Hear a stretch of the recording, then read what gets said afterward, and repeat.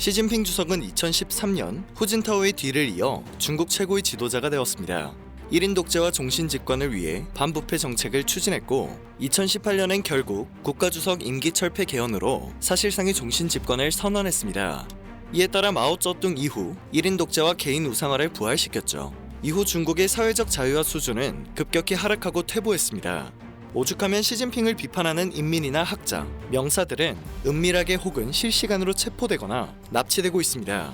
그러나 대대적인 개인 우상화 작업을 강하게 밀어붙였기 때문인지 이러한 독재에도 일부 젊은이들을 제외한 대부분의 중국인들은 시진핑 주석에 대한 반감을 보이지 않고 있는데요.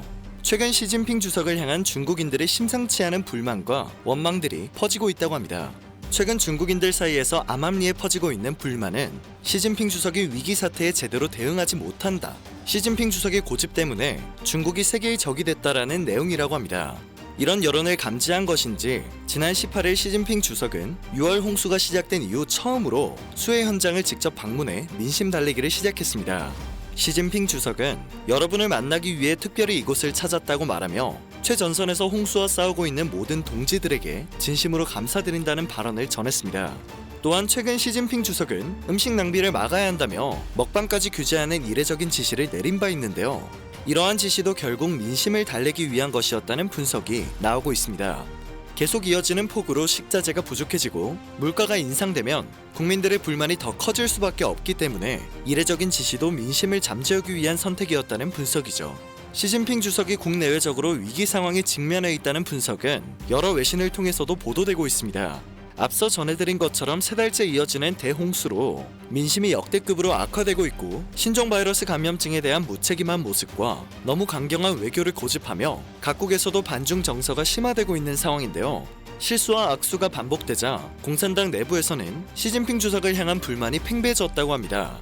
정치적인 보복이 두려워서 대놓고 말은 못하지만 당내 광범위한 반대 세력까지 생겨났습니다. 특히 덩 샤오핑 전 주석의 개혁 개방 시대를 겪은 고위층 인사들이 반대 세력의 주축인 것으로 전해집니다. 당을 떠나거나 개혁을 원하는 사람도 늘어나고 있다고 하는데요. 분위기를 읽은 시진핑 주석은 내부 통제를 강화하고 있는 상황입니다. 최근 중국 공산당 중앙기율검사위원회는 공안계통 고위직 인사 20명을 대상으로 비위 조사에 착수했습니다.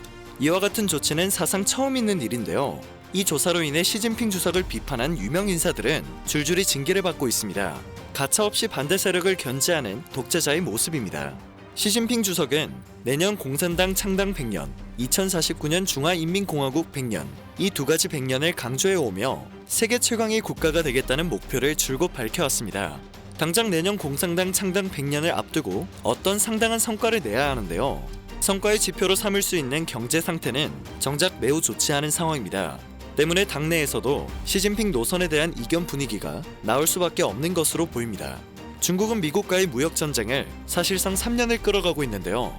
이렇게 미국과 맞서며 국제무역 체제를 중국이 대변한다고 말하고 있지만 사실상 중국 편을 드는 나라는 많지 않습니다.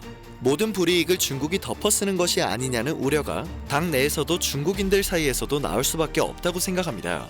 시진핑 주석은 공산당이 대내적으로 지배력을 유지할 수 있도록 대외적으로 강한 모습을 보이려 노력하고 있습니다.